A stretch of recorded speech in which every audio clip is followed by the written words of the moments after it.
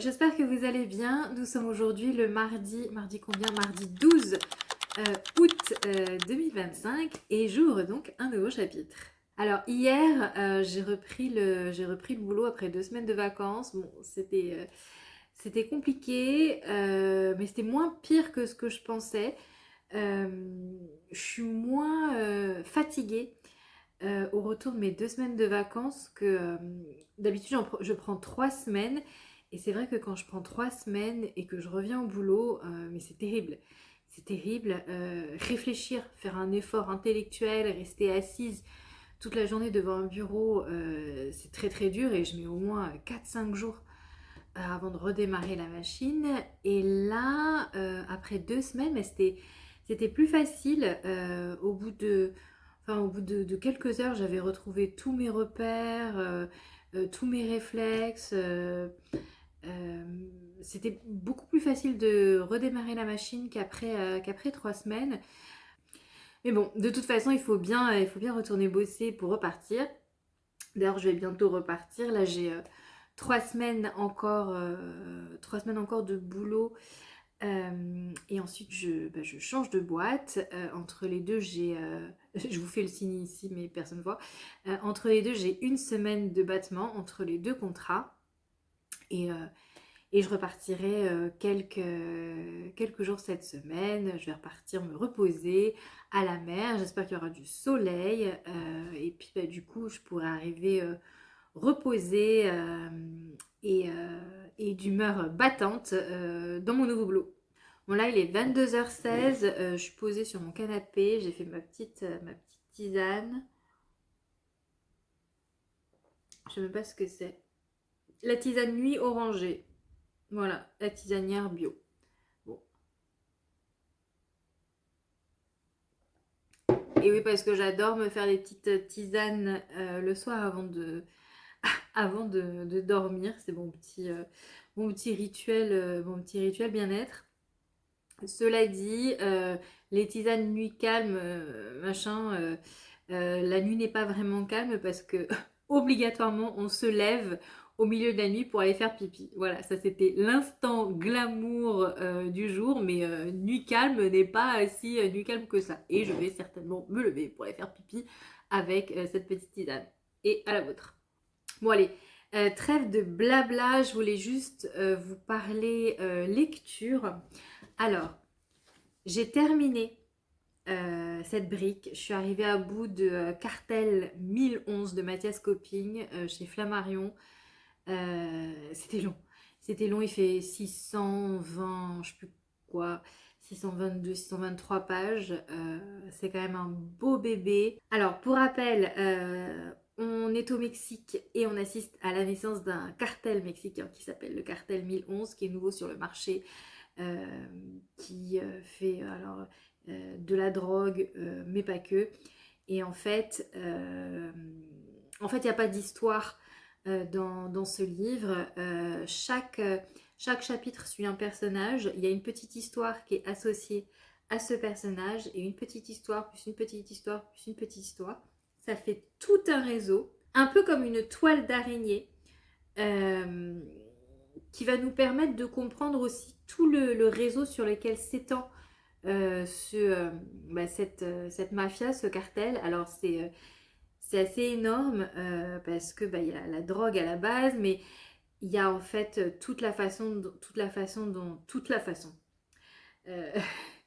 il y a la façon dont l'argent est blanchi, il y a la prostitution, il y a les opérations un petit peu, enfin même très illégales. Il y a il y a l'emprise que veut exercer la mafia sur la police, sur le gouvernement, sur l'État, sur des projets plus nationaux. C'est, je pense qu'il y a eu énormément de recherches de la part de l'auteur, mais c'est un truc mais titanesque. C'est cette mafia, mais c'est un truc gigantesque. C'est une toile d'araignée, mais énorme, dont on ne se rend pas compte. Et dans le livre, on nous explique bien tous les tenants et les aboutissants. On parle la façon dont est fabriquée la drogue. Alors déjà, ils ont dû enlever un chimiste, un mec qui était tout juste diplômé de l'école. Il est sorti de l'école, ils l'ont enlevé, ils lui ont dit bah voilà, tu vas travailler pour nous, on est le cartel, tu vas travailler pour nous, tu vas faire de la drogue, et puis tu vas essayer de développer, enfin pas, tu vas pas essayer, tu vas développer une nouvelle drogue qui décuple l'accoutumance, comme ça va nous servir, et puis bah, si tu le fais pas, bah, juste on te fait la peau quoi. Donc toutes ces vies, enfin je pense qu'il n'a pas dû inventer grand chose, hein, mais si ça se passe vraiment comme ça, c'est impressionnant. Il y a énormément de violence, ils utilisent les armes sans trop réfléchir. Si tu conviens pas, hop là, on te supprime et on passe au suivant. Franchement, ça fait froid dans le dos. La police est corrompue jusque là, donc rien ne va. Rien ne va. Comment ils enlèvent des filles aussi pour les mettre dans des réseaux, quel rôle elles vont jouer. Euh, Ensuite, comment la drogue est fabriquée puis elle est transportée jusqu'en Europe, comment elle est développée, le travail des policiers sur place, les dealers, enfin c'est énorme, c'est une toile, un réseau, mais énorme. Comme je vous l'ai dit, c'est vrai qu'il n'y a pas vraiment d'histoire, donc ça c'est un petit regret, un petit bémol. Moi je pensais qu'il y avait une histoire avec une intrigue, mais pas vraiment. En fait, on pose les fondations. D'ailleurs, ce livre est un tome 1 qui s'appelle Les Bâtisseurs, qui porte bien son nom parce que c'est vraiment les fondations de l'histoire qu'on ne connaît pas encore. Donc là, voilà, on a un petit peu tous les tenants et tous les aboutissants du réseau. Donc je pense qu'il peut maintenant il peut démarrer l'histoire. Euh, Ce sera pas un coup de cœur. Je suis hyper impressionnée par le travail qu'il a fallu pour rédiger ce livre. Et alors là, vraiment, je m'incline et je lui dis chapeau bas. Mais, euh, mais voilà, ça m'a pas pris comme un polar où je l'aurais dévoré. C'est pas un page turner, quoi. Et je m'attendais vraiment à un page turner vu l'épaisseur, vu le thème. Et vu les critiques dithyrambiques que j'en ai entendues, je m'attendais à ça et c'est pas tout à fait ça. Ça reste une très bonne lecture, hein, mais voilà, c'est pas ce à quoi je m'attendais. Je suis vraiment contente de l'avoir sorti cet été parce que les 600 pages, quand tu bosses et quand tu as des activités à côté, moi je lis un peu quand je peux quoi. Et là, je pense que j'en serais venue à bout au bout de je ne sais combien de temps. Donc j'ai eu un petit peu plus de temps pendant les vacances, donc je suis contente de l'avoir ressorti à ce moment-là et de l'avoir terminé. Comme ça, bah voilà, il prend un petit peu de moins de place dans ma palle. Et puis voilà. Donc voilà, si ça vous intéresse, celui-ci c'est Cartel 1011 de Mathias Copil. Alors, qui dit lecture terminée dit nouvelle lecture. J'ai donc commencé. Je vais commencer, parce que je ne l'ai pas encore commencé, je viens juste de terminer l'autre. Je vais commencer celui-ci. Il s'agit de Un week-end à Nantucket de Eileen Hilderbrand. J'ai toujours du mal à prononcer son nom, la pauvre. Euh, Eileen Hilderbrand, c'est celle qui avait écrit Un couple parfait qui a été adapté en série sur Netflix, que j'avais beaucoup aimé. J'avais écouté le livre en audio et j'avais regardé la série et les deux m'ont plu. Et du coup, quand je l'ai vu dans le catalogue des escales, bah voilà, je me suis dit que celui-ci devrait me plaire. Il est en librairie depuis le 5 juin, donc il est tout neuf. Euh, il fait il fait. C'est tout petit ça. Ah non, c'est les remerciements. Ah, c'est quand même tout petit. 433 pages. C'est écrit assez petit. Voilà, donc plutôt épais. Donc je vais vous lire la quatrième de couve. Une parenthèse enchantée sous le soleil de Nantucket. 5 femmes se réunissent pour passer un week-end inoubliable entre cocktails et confidences. Holly Shaw avait tout pour être heureuse. Créatrice d'un blog culinaire à succès, elle était mariée à un séduisant chirurgien. Mais après la mort brutale de celui-ci, elle peine à faire son deuil et se rapproche de sa fille. Non, elle peine à faire son deuil et à se rapprocher de sa fille. Pour retrouver le goût du bonheur, Hollis décide alors de réunir à Nantucket ses 4 plus proches amis, connus à des époques différentes de sa vie. Celle-ci arrive bien décidée à soutenir Hollis et à profiter des plaisirs de l'île. Mais entre les secrets des unes et les problèmes des autres, le week-end entre filles prend une tournure inattendue. Un roman lumineux sur le pouvoir de l'amitié à travers les épreuves de la vie. Ça, je pense que c'est parfait pour une lecture d'été. Quand on voit la couverture avec ce bleu azur, cette plage, le chapeau, la femme qui est allongée sur son transat, moi je trouve que c'est nickel, nickel pour l'été. Bon, là je suis plus à la plage, c'est dommage, mais voilà, je trouve que c'est vraiment un thème, enfin une lecture qui se prête vraiment aux vacances d'été. Bon, du coup, bah, moi je vais le commencer peut-être ce soir si j'ai le temps, sinon demain. Et je vous ferai un petit update sur donc ma lecture. Au niveau de ma lecture audio, j'ai commencé Valentin Musso, Le mystère de la maison aux 3 ormes.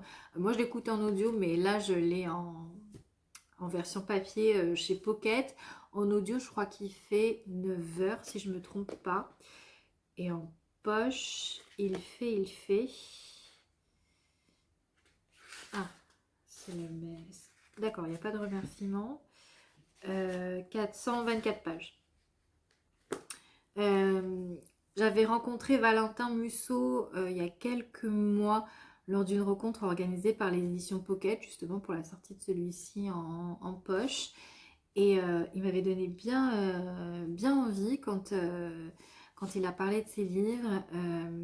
Il a l'air assez lettré et en fait il a parlé, je me rappelle, pour décrire ce bouquin d'un hommage aux policiers type Agatha Christie. Et c'est vrai que j'en ai lu que quelques pages, hein. Bon là j'en suis à la page 40, je crois que ça fait 40 minutes même d'ailleurs. On sent un petit peu cette ambiance un peu Hercule Poirot, une maison un peu isolée, avec un maître de maison, des invités, un meurtre. Quelqu'un a commis le meurtre à l'intérieur de la maison, donc il va falloir savoir de qui il s'agit. Peut-être que... donc il y a un enquêteur qui va enquêter un peu comme Hercule Poirot, et peut-être qu'à la fin, il va tous les réunir, je sais pas, hein. Il va tous les réunir comme Hercule Poirot, et puis il va leur expliquer, bah voilà, toi, c'est pas toi c'est pas toi, c'est pas toi, donc du coup, c'est toi, parce que nanani nanana. Je sais pas, je suis putain. Mais j'ai l'impression que c'est un délire un peu comme ça. Donc je vais vous lire la 4e de couve. Le commissaire Forestier est appelé en urgence par Yves de Montalabert, un aristocrate qui a reçu des lettres de menaces et craint pour sa vie. Le policier se rend chez lui, au cœur de la campagne normande, pour démasquer le corbeau. Mais à sa grande surprise, il découvre que le comte a invité 4 personnalités à se joindre à eux. Un journaliste en vogue, la femme d'un riche industriel, un médecin des beaux quartiers et un général ayant l'oreille du pouvoir. Des convives bien sous tout rapport, du moins en apparence. Le soir même, le comte est assassiné dans son bureau, verrouillé de l'intérieur. Les invités possèdent tous un alibi irréfutable. Confronté au plus déroutant des mystères de chambre close, Forestier prend l'affaire en main. Il ignore que cette énigme en cache une autre, bien plus incroyable encore. Voilà, donc je vous avais dit, hein, ça fait penser un petit peu à des policiers type Hercule Poirot, Agatha Christie. Moi j'aime bien. J'en ai entendu que du bien. Donc j'ai hâte d'en savoir plus. Là j'en suis vraiment qu'au début, donc je peux pas en dire grand chose. Voilà, bon du coup c'est tout pour moi ce soir. Moi je retourne à ma petite tisane, je vais me mettre au lit. Il est quelle heure? 22h30. Je sais pas si je vais avoir le temps de commencer le week-end à Nantucket.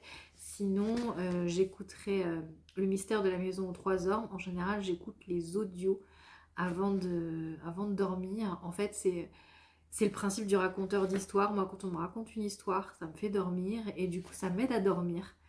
Les livres audio, mais je garde quand même le papier le papier avec moi. Donc voilà. Bon écoutez, du coup c'est tout pour moi pour l'instant. Je vous laisse ici et je vous reprendrai plus tard. Hello hello, j'espère que vous allez bien. Nous sommes aujourd'hui le vendredi 15 août. Et c'est férié, ça fait un week-end de 3 jours, donc ça fait super méga du bien, même si, même si j'ai repris le boulot lundi, donc on peut pas dire que je suis fatiguée, puisque je viens de reprendre après 2 semaines de vacances, mais bon, ça fait quand même toujours du bien. Et puis c'est important de profiter de ces jours fériés tant qu'on en a, vu qu'on ne sait pas ce qui se passera l'année prochaine ni si on aura tous les jours fériés de 2025. Mais bon, ça c'est un autre débat. Je voulais vous prendre vite fait pour vous faire un petit point sur mes lectures en cours. Au niveau des lectures papier, Je lis toujours Un week-end à Nantucket de Eileen Hilder. J'arrive jamais à prononcer son nom. Je suis désolée. Hein. Hilderbrand, je sais pas comment ça se prononce. Sorry. J'ai plutôt bien avancé puisque j'en suis à la page 170 sur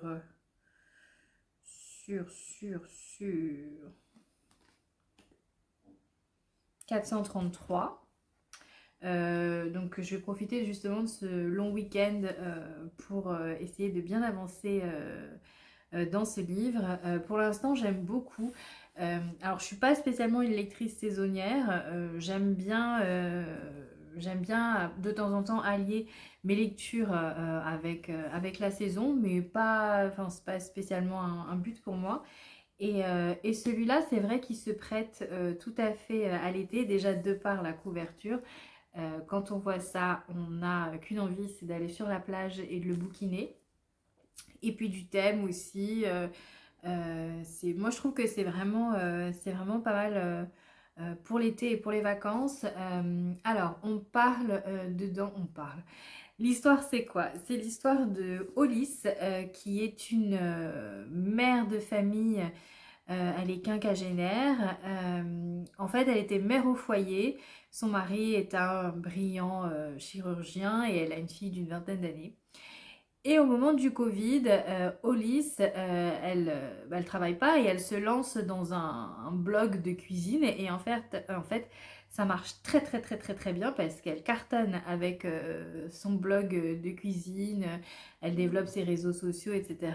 Et donc, ça marche tellement pour elle qu'elle met un peu de côté sa fille et son mari et elle se consacre maintenant uniquement à son blog et à ses recettes de cuisine. Et son mari meurt tragiquement dans un accident de voiture. Elle a du mal à s'en remettre et en fait, pour remonter un peu la pente, elle décide d'organiser un week-end, ce qu'elle appelle un week-end 5 étoiles chez elle, à Nantucket. Et elle décide d'inviter quatre amis qu'elle a connus à 4 stades différents de sa vie pour voilà, faire un week-end entre filles, entre femmes, hein, parce qu'elles ont toutes à peu près une cinquantaine d'années, sauf la dernière, qui a une quarantaine d'années. Et donc elles ne se connaissent pas, puisque en fait Hollis les a connues à différents stades de sa vie. Il y a son amie de quand elle était toute petite, enfin quand elle était plus jeune au lycée, il y a son amie, donc ça fait une, il y a son amie de l'université. Il y a son amie, en fait, c'est une dame qui habite la même ville et dont les enfants ont le même âge. Et la dernière, elle ne la connaît pas. C'est une femme dont elle a fait connaissance via son blog, mais qu'elle n'a jamais rencontrée. Et donc, Hollis, ça fait 5. Et là où j'en suis, en fait, elles arrivent toutes à Nantucket. Donc, elles font toutes connaissance entre elles. Donc, le week-end vient de commencer. Donc, Hollis, c'est un peu une sorte de brie-vente de camp. Hein, il faut imaginer le truc. Donc, elle a une maison superbes. Elle peut toutes les loger ainsi que sa fille dans la maison, donc chacune a sa chambre et parfois la chambre avec la salle de bain, donc la maison doit être magnifique. Elle prend soin de chaque détail, elle met des draps assortis aux tapisseries avec des coussins, tout sent bon, tout est parfaitement rangé à sa place. Elle cuisine des plats qui sont divins. Le plateau de charcuterie, c'est la mortadelle faite en petites fleurs, les machins, les trucs, tout est dans le détail, tout est visuel, tout est instagrammable. C'est un week-end entre femmes instagrammables. Elle demande même à ses copines pour certaines occasions de porter des tenues assorties pour qu'elle puisse, enfin pour que ce soit plus photogénique pour son blog. Donc voilà, on imagine un peu une sorte de week-end chez Brie Van de Camp où tout est à sa place et rien ne dépasse. Et on apprend au fur et à mesure à connaître chaque femme, un petit peu leur background, leur passé. Et, euh, et on se doute qu'il y a un moment où il y a un truc qui va éclater. Je sais pas quand, je sais pas pourquoi, je sais pas ce qu'elles vont se dire, mais on sent qu'il y a des secrets, puisqu'elles sont... En fait, elles sont toutes liées à Hollis, mais elles ont toutes... après, elles ont toutes enfin, voilà, leur turpitude. Et on sent que oui, c'est un week-end où il y a un moment, voilà, il y a un truc qui va éclater. Je sais pas encore quand. Là, pour l'instant, la dernière vient d'arriver, la dernière qui est Gigi. Gigi, c'est la fille qu'elle a connue via le blog. Et voilà, donc j'avance pour le moment lentement mais sûrement et j'aime beaucoup, vraiment j'aime beaucoup, je passe un très bon moment et pour moi c'est un truc mais c'est idéal pendant l'été à la plage. Franchement ça me donnerait envie de retourner à la mer et de le lire sur la plage avec l'odeur de la crème solaire. Non vraiment, vraiment c'est idéal. Donc voilà pour celui-ci en ce moment. Au niveau de ma lecture audio, j'en suis toujours, enfin je lis toujours Le mystère de la maison aux trois hommes de Valentin Musso. Là je l'ai en poche chez Pocket et j'en suis à la page 99. Je crois que c'est 2 heures d'écoute à peu près, hein. 99 sur 424. J'en ai pas encore fait, j'ai pas encore fait le quart presque. Et, euh, et j'aime bien aussi, donc là on change d'ambiance, on est en Normandie, il faut imaginer une demeure un peu comme ça. On a un vieux comte qui est très riche, qui depuis quelque temps reçoit des menaces de mort et sent qu'il est menacé pour sa vie. Et il décide d'inviter lors d'un week-end plusieurs invités, plusieurs convives qu'il connaît et qui pensent liés à ces menaces de mort. Et il invite également un commissaire, le commissaire Forestier. Il lui explique la situation et il lui explique aussi qu'il a invité plusieurs personnes, voilà, que lui soupçonne. Et je pense qu'il voulait les prendre au piège lors de ce week-end, sauf que ce piège s'est retourné contre le comte, puisque le comte va être retrouvé assassiné. Et son meurtre est un petit peu particulier parce qu'en fait, il était dans son bureau, il était enfermé de l'intérieur. Euh, et en fait, c'était un soir, les invités voilà, vaquaient à leurs occupations. Le comte était dans son bureau, prétextant un coup de fil, je crois. C'était fermé à clé de l'intérieur, on entendait de la musique et d'un coup, on a entendu une grosse détonation. La porte était fermée, donc ils ne pouvaient pas rentrer. Et finalement, ils ont réussi à rentrer. Ils ont trouvé donc le comte mort. Sa mort était un peu maquillée comme un suicide, mais aux yeux du commissaire Forestier, ce suicide n'en est pas tout à fait un, donc il va mener l'enquête et essayer de savoir lequel des invités de ce week-end a donc commis le crime. Et, euh, et c'est pas mal parce que c'est une ambiance qui rappelle un petit peu les romans, voilà, les romans d'Agatha Christie type Hercule Poirot avec voilà, un huis clos. des personnages qui sont là le soir du crime, un policier qui est sur place et qui va essayer de mener l'enquête parmi les convives et qui va essayer de savoir qui a commis le crime. Pour l'instant, moi j'aime bien. J'arrive pas à savoir qui a commis le crime, bon, c'est un peu tôt. Je me demande s'ils n'ont pas tous un lien avec. Voilà, s'ils n'ont pas tous un rôle à jouer dans la mort du conte, mais je sais pas encore comment. C'est ma théorie pour le moment, peut-être que je me plante complètement. Mais pour l'instant, c'est ce que je ressens. J'aime beaucoup. Je me crois vraiment dans Hercule Poirot. Donc voilà. Moi, je vais avancer tout doucement, enfin tout doucement, enfin lentement mais sûrement. Hein, rien ne sert de courir. Il faut apprécier sa lecture. Euh, je continue à avancer dans mes lectures et puis je vous fais un petit update pour vous dire où j'en suis. Et puis je vais surtout m'hydrater parce qu'il fait très très chaud. Nous sommes en alerte canicule, il fait une chaleur assez étouffante dehors. Moi j'ai profité de ce jour férié, je vous raconte ma vie, j'ai profité de ce jour férié pour nettoyer ma terrasse parce qu'il y en avait bien besoin. Et donc, je l'ai nettoyé, je l'ai frotté. Et puis, bah, du coup, l'avantage des grosses chaleurs comme ça, c'est que c'est que ça sèche hyper rapidement.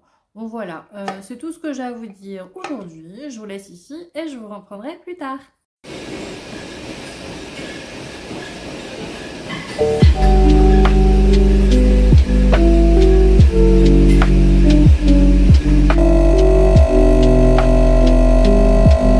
Hello, nous sommes aujourd'hui le dimanche 17 août. Je vous prends vite fait, même si j'ai pas grand chose à vous dire. J'avance toujours dans un week-end à Nantucket. Là, j'en suis à la page 300. Il me reste un petit peu plus de 100 pages à lire et j'aime beaucoup. Je passe vraiment un très bon moment avec ce livre. Ambiance un peu Desperate Housewives en week-end. Euh, je refais pas l'histoire, mais là on apprend à connaître toutes les femmes un petit peu une par une et savoir un petit peu quels sont les secrets et les turpitudes qui se cachent derrière chacune d'elles. Et c'est vraiment très bien. Moi je trouve ça parfait pour l'été et pour le moment je passe un très bon moment. Donc depuis le début, je passe enfin, de toute façon un bon moment avec ce livre et au bout de 300 pages, le bon moment se confirme. Mais je vous en dirai plus quand je l'aurai terminé. Et je suis toujours au niveau de ma lecture audio dans Le secret de la maison aux trois ormes de Valentin Musso. Et, et à un moment, il y a un retournement de situation. J'ai rien vu venir. Et là, en tant que lecteur, on se dit, mais qu'est-ce que c'est que ce retournement de situation de malade, quoi. J'ai rien compris. Il y a un truc, ça m'a... Ah bon? Ok. Ok. Voilà, c'est un peu le genre de réaction que ça provoque. Genre, ouais, ok. Bon. Il m'a un petit peu... il m'a un petit peu retourné la tête. Mais ok, ok, pourquoi pas. Donc là, j'en suis à peu près au milieu. Dans la version poche, j'en suis à la page 210 sur 424. Donc ouais, environ à la moitié. J'aime beaucoup et là il y a eu un retournement de situation de malade, c'est hyper étonnant, voilà. Donc je vous ferai aussi un point au fur et à mesure de ma lecture. Sinon cet après-midi je vais au jardin Albert Kahn à Boulogne, je ne sais pas si vous connaissez. C'est un jardin d'inspiration japonaise que j'adore. C'est vraiment un de mes endroits préférés sur Paris. Pas tout à fait Paris, c'est Boulogne, mais c'est vraiment, c'est très beau, c'est très apaisant et je sais pas comment ils font, mais en fait, c'est un jardin qui est vraiment protégé de tous les bruits extérieurs, des bruits de la ville, des bruits de circulation. Et quand on y est, on a l'impression déjà de ne pas être à Paris. Et en plus, on n'entend rien. On n'entend que le gazouillis des oiseaux, le clapotis de l'eau, les petites carpe-coï qui vont dans l'eau.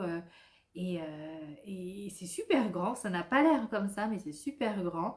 Et vraiment, je trouve que c'est un endroit hyper calme, hyper serein, hyper apaisant. Je pense que je vais vous mettre quelques petites images après. Bon, en plus, il fait beau, donc c'est l'idéal. Voilà, c'est le programme pour moi cet après-midi. Et puis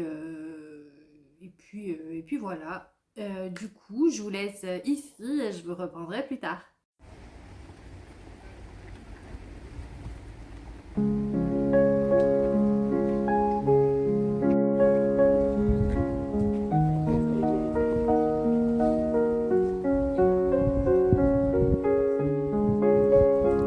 Hello, hello, j'espère que vous allez bien. Nous sommes aujourd'hui le mardi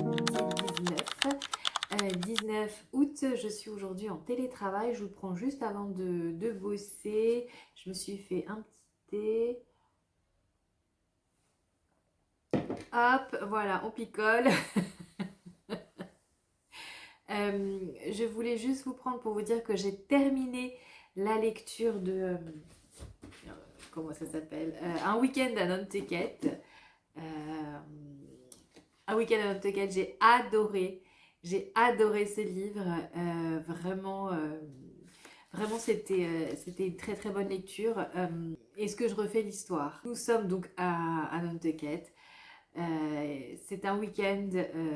Enfin, Hollis est blogueuse culinaire. Elle vient de perdre son mari. Elle se sent de moins en moins proche de sa fille et elle décide, pour se remonter un petit peu le moral, d'inviter 4 amis pour venir passer avec elle un super week-end à Nantucket. Elle demande aussi à sa fille de venir filmer l'événement pour son blog.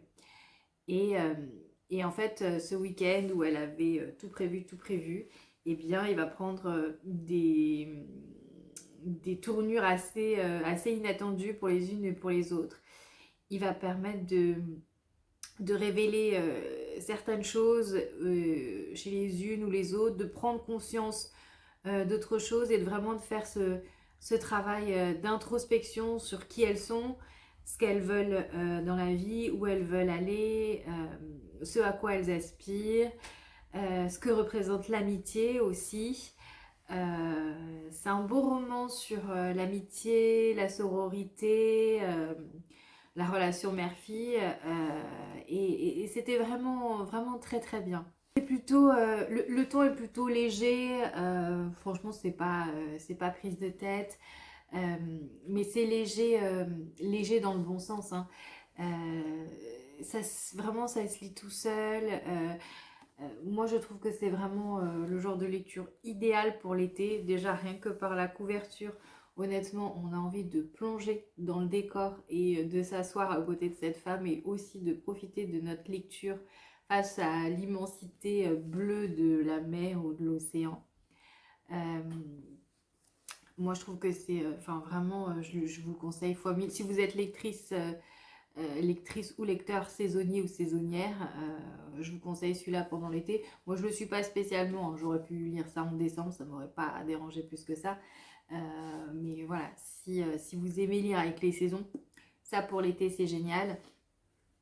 Et, et puis on est un peu dans une ambiance un peu, je crois que je l'ai déjà dit, un peu à la Desperate Housewives. En fait, Hollis, qui est le personnage principal, elle fait, je crois que je l'ai déjà dit, je sais plus, elle fait beaucoup penser à Brie Van de Camp, parce que Hollis, c'est vraiment la femme modèle, avec une famille modèle, un mari parfait, une fille qui a fait des super études, elle a une super grande maison, tout est bien rangé, tout est à sa place. Quand elle fait la cuisine, elle fait pas coquillette jambon, quoi. Elle fait des machins avec une crème de je sais pas quoi, du rôti de 7 heures, enfin je dis des bêtises, je sais plus. Tout est détaillé là-dedans, mais on sent vraiment que tout est minuté, tout est contrôlé. Tout est Instagrammable, toute sa maison est Instagrammable, tous ses plats sont Instagrammables, etc. Donc voilà, moi ça m'a fait fortement penser au personnage de Brie Van de Camp. Et elle aussi, elle va connaître une belle évolution, elle va en apprendre beaucoup sur elle parce que bah, les événements de la vie vont faire que, et ses relations avec les autres vont faire que, elle aussi, elle va évoluer. Et c'est bien parce que, alors comment dire, c'est un livre qui dure un week-end, mais on a l'impression qu'elles ont toutes évolué, évolué de 5 steps au-dessus.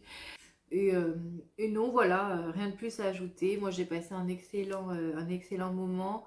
Est-ce que c'est un coup de cœur? Je sais pas. C'est une super lecture que j'ai adorée. En fait, c'est pas que ça n'a pas fait battre mon cœur, mais j'ai pas eu de voilà, d'arrêt du cœur ou de coup de foudre ou de machin. C'est vraiment sur la continuité. Je me suis sentie comme sur cette photo là. Je me suis sentie vraiment bien tout du long. J'ai adoré tout du long. La fin, bah, comme d'habitude dans les livres, la fin est assez précipitée, donc on a envie de savoir ce qui va se passer, ce qui va se passer ensuite. Mais c'était non, c'était très bien, très bien. Pas un coup de foudre, un coup de cœur, mais c'était vraiment une très très très bonne lecture. Je regrette pas du tout de l'avoir lu. J'avais lu l'année dernière, je crois, Un couple parfait qui a été adapté en série sur Netflix. J'aimerais bien lire d'autres livres de cette autrice, notamment Un été à Nantucket. Je crois elle doit être spécialiste un peu de ce genre d'endroit parce que je crois que tous les livres se passent là-bas et elle décrit tout tellement avec les paysages, avec beaucoup de minutie, tous les plats sont décrits, la glace de chez Joe, machin, c'est tel parfum, ça te donne telle sensation. Je sais pas où elle habite, est-ce qu'on me le dit là, tiens là-dessus, sur le communiqué de presse. Oh, bah j'avais pas vu, dis donc. Euh, le roman est en cours d'adaptation en série avec Jennifer Garner. Ah bah oui. Ah bah oui, il faut le faire. Oui, ça doit être sûrement une mini-série comme Un couple parfait. Bah voilà, bah je vais la regarder, ça c'est sûr. Page Turner addictif, je confirme. Amour, amitié, mensonge, trahison, il y a tout ça. Drame et secret sur l'île idyllique de Nantucket. Qu'est-ce qu'elle a écrit d'autre? Un été à Nantucket, été après été, un dernier été, tout se passe en été, hein. L'hôtel Nantucket, voilà, je crois que tous ces romans se passent là-bas. Un couple parfait, on connaît. Et là, donc, un week-end à Nantucket. Il est paru depuis le 5 juin. Voilà, donc vraiment, vraiment, je vous conseille celui-là pour l'été ou pour l'hiver si vous n'êtes pas sensible à la saison. Du coup, j'ai commencé une nouvelle lecture papier. C'est celle-ci, c'est Après toi de Jojo Moyes. Après toi, qui est donc la suite de Avant toi. Alors là, c'est la version poche de chez Hauteville. Et il fait. euh, il fait 472 pages en format poche et c'est écrit comme ça, donc assez condensé, c'est un peu petit. Voilà, j'en suis à la page 50, donc je ne peux pas vous en dire grand chose. Je peux vous lire la quatrième de couverture. N'oublie jamais que tu n'as qu'une seule vie. Lou a promis à l'homme qu'elle aimait de vivre chaque jour comme si c'était le dernier. Mais sans lui, le monde paraît bien sombre et elle peine à tourner la page. La vie londonienne ne la rend pas heureuse. Dans le bar d'aéroport où elle travaille sous les ordres d'un patron tyrannique, elle regarde chaque jour les autres s'envoler, tandis qu'elle reste désespérément clouée au sol. Honorer la promesse faite à Will lui paraît impossible. Pourtant, au moment où elle croit avoir touché le fond, sa rencontre inattendue avec Lily sera peut-être le nouveau départ qu'elle espérait et le meilleur moyen de tenir sa promesse. Euh, Juste pour info, je pense que c'est mieux de lire avant toi ou de le regarder, même en film, avant, pour connaître un petit peu mieux l'histoire et les personnages, de savoir qui est Will, qui est Lou, quelle est la relation qu'ils ont eue ensemble, le contexte, etc. Parce que si on le lit celui-là en premier ou en one shot, je trouve que c'est moins bien. voilà, bon, c'est le conseil que je donne, mais je pense que c'est mieux de lire avant toi, avant. Alors, je voulais vous dire, l'autre jour, bah, c'était, en plus je l'ai vu sur 2 jours, parce que je me suis tellement ennuyée. C'était samedi soir et dimanche soir, j'ai regardé Gladiator 2, qui est sorti en 2024, je crois, ou 2000, ouais, 2024. Et, euh, et j'ai pas du tout aimé. J'ai pas du tout aimé, j'ai trouvé ça chiant. Déjà, c'est très long, ça dure plus de 2 heures. Bon, déjà, quand j'ai vu ça, ça m'a fait un peu peur. Bon, ok, pourquoi pas. Après, 2 heures, si le film est passionnant, pourquoi pas. Mais là, ça n'était pas du tout. Euh, c'était très, très violent. Bon, ça, je m'y attendais un peu parce que c'est Gladiateur, hein, c'est pas un film de bisounours, mais, mais c'était violent pour rien, en fait. Il y avait énormément de violence, mais il n'y avait pas de... Enfin, les rebondissements, bah, on s'y attendait un peu. Rien de... Voilà, rien d'exceptionnel. Ça tuait dans tous les sens. Euh, pour pas grand chose. J'ai pas trouvé ça très passionnant. Et ça m'a tellement ennuyé que je l'ai regardé sur deux soirs.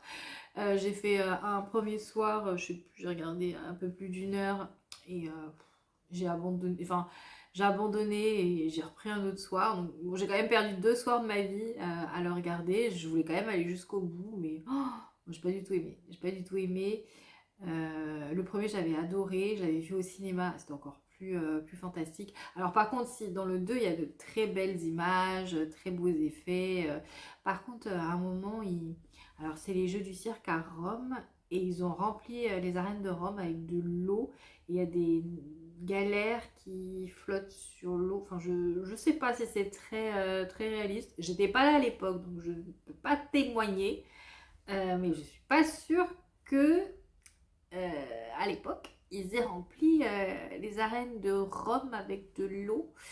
Bon, voilà. Bon, en tout cas, la scène du film était très très belle, très beaux effets, mais en fait, il y a une très belle forme, mais le fond, voilà, moi j'ai pas du tout aimé. Du coup, bah, je pense que ça va être tout pour moi aujourd'hui. Au niveau de ma lecture audio, je suis toujours dans le mystère de la maison aux 3 ormes. J'avance doucement, donc je vous en reparlerai plus tard. Et puis voilà, donc ça va être tout pour moi aujourd'hui. Je vous laisse ici et je vous reprendrai plus tard. Mais en fait, tous les collègues là-bas, là, ils veulent pas se passer par le petit passage là-bas. Bah, celui qui est. Ouais, c'est ouais, c'est ça mon problème en fait. Je fais comment en fait? Hello hello, j'espère que vous allez bien. Nous sommes aujourd'hui le dimanche 24 août et je vais venir clôturer ce vlog. Alors la petite nouveauté du jour, c'est que bah, je me suis acheté un petit micro. Alors il se voit pas, je l'ai mis, hop là, je l'ai accroché. J'espère que le micro fonctionne bien. Ça devrait, il y a 2 boutons, donc normalement ça devrait. Et si ça ne fonctionne pas, eh bien j'ai l'air absolument ridicule avec ce petit truc-là qui ne fonctionne pas. Et puis bah on va prier les dieux du vlog pour que tout fonctionne, on va dire, hein. Au niveau de mes lectures, j'ai terminé Le mystère de la maison aux 3 ormes de Valentin Musso. C'est une lecture que je faisais en audio. Il fait à peu près 900 heures, n'importe quoi, j'allais dire 900 heures, 9 heures en audio. Et là, je l'ai en poche, en pocket. Et il fait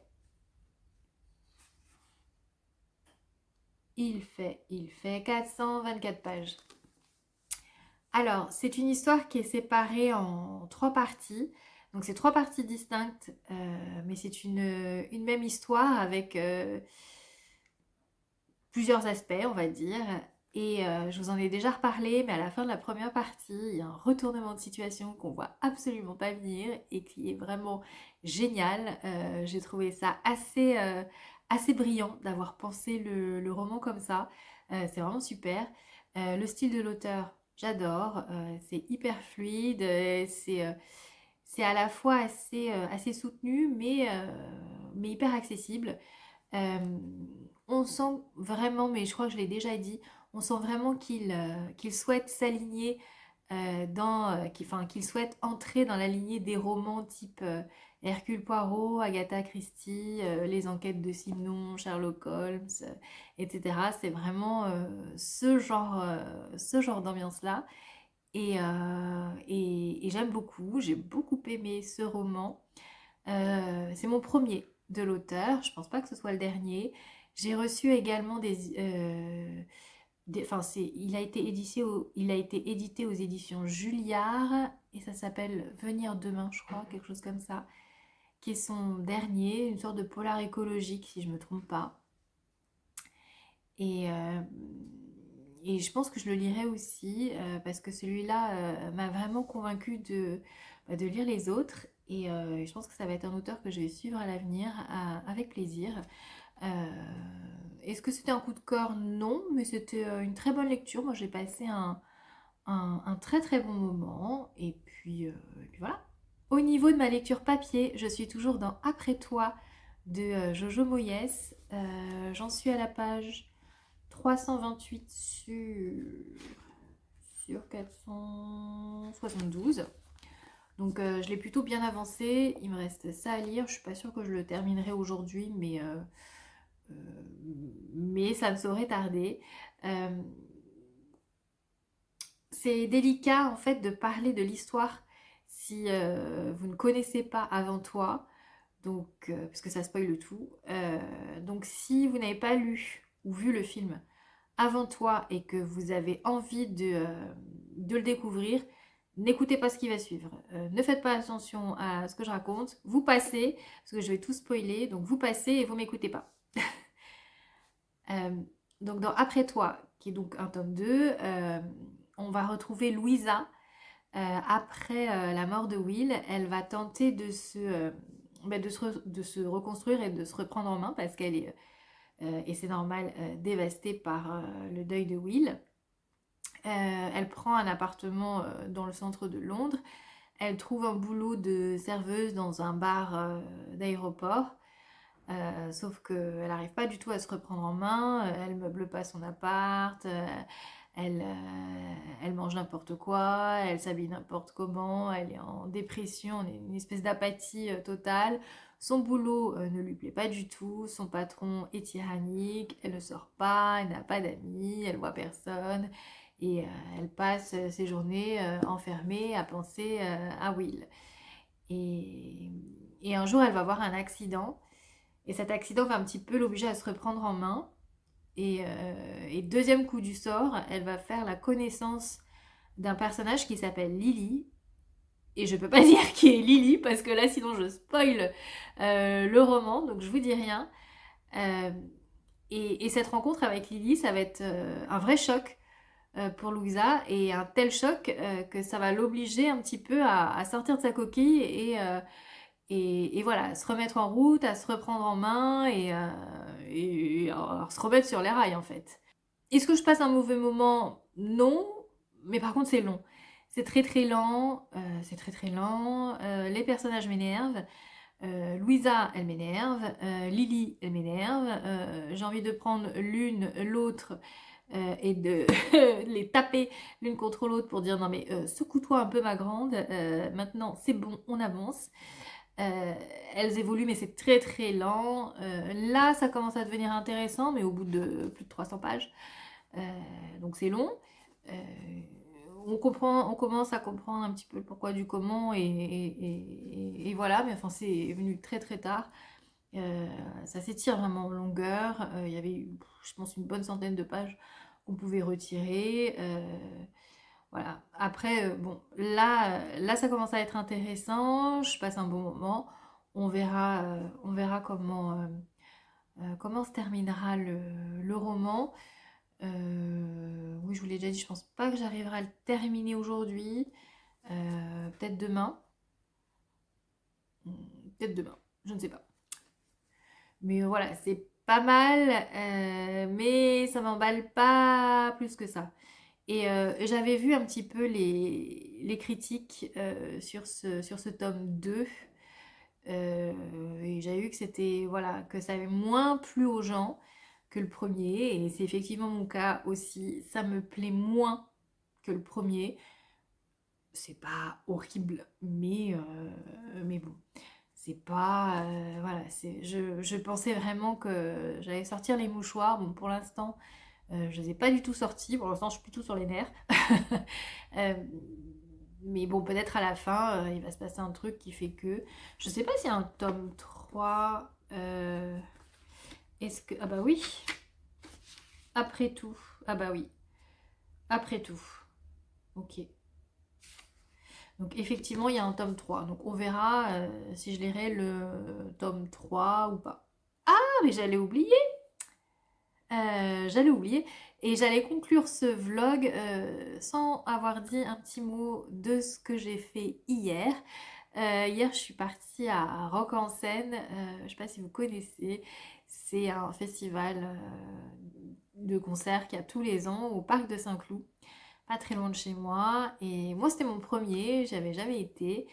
Et c'était trop bien, c'était vraiment super. Donc c'est vraiment des concerts en plein air dans le parc. Je sais pas si vous connaissez ce parc, le parc de Saint-Cloud, mais il est immense. Et là, tout était immense. Il y avait 3 scènes, je ne sais combien de food trucks, plein d'activités, des tatouages, du karaoké, des trucs à gagner, des jeux. C'était vraiment super. Il y a plein de trucs, bon, des bars évidemment à foison. Il y avait un monde incroyable. Donc moi j'y étais hier. Euh, alors ce qu'il y a de bien, c'est qu'on a 3 scènes avec plusieurs artistes qui jouent. En fait, c'est toute la journée. C'est depuis l'après-midi de 14-15 heures jusque minuit et demi, 1 heure. Donc du coup, soit vous y allez pour vraiment toute la journée, mais c'est une journée à rallonge plus la nuit, ou soit vous choisissez selon la programmation, selon qui vous voulez écouter, et puis vous faites votre journée comme ça. Donc moi j'y suis allée hier, j'ai commencé hier après-midi et je suis partie un petit peu avant. J'ai vu. Qu'est-ce que j'ai vu? Alors, j'ai vu une rappeuse, j'ai pas trop aimé, qui s'appelle No Name. J'ai pas, le courant a pas pris entre nous deux, voilà. J'arrivais pas à comprendre sa rythmique en fait. C'était pas. Voilà, c'est juste pas mon truc, hein, mais j'ai rien contre elle. Elle s'appelle No Name. Après, il y avait un groupe, enfin, il y avait Double et son groupe. Si vous aimez la funk, je pense que vous voyez de qui je parle. C'était vraiment chouette. Ah, ça, il a mis l'ambiance, les gens dansaient, ils étaient ravis. Autour de moi, tout le monde était hyper ambiancé, hyper gai, avec le sourire. Lui-même, c'est vraiment un personnage. Il y a voilà, le jeu de scène, sa façon de s'habiller.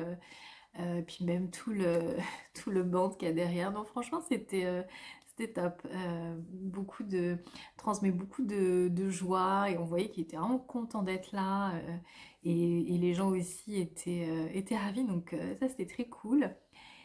Et après, il y avait une chanteuse que j'adore qui s'appelle Georgia Smith. Et en fait, si j'ai réservé ce rank en scène ce jour-là, c'était pour la voir elle. C'était vraiment mon goal absolu. Moi, j'adore sa voix.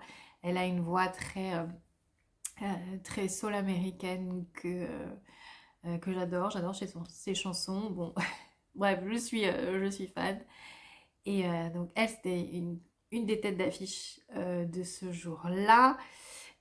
Je dois dire que j'étais un petit peu déçue, je sais pas si je peux dire ça, mais je sais pas si elle avait fait toute une tournée avant, mais on sentait que la voix était un petit peu fatiguée. Elle a raté un moment 2 fois, je crois.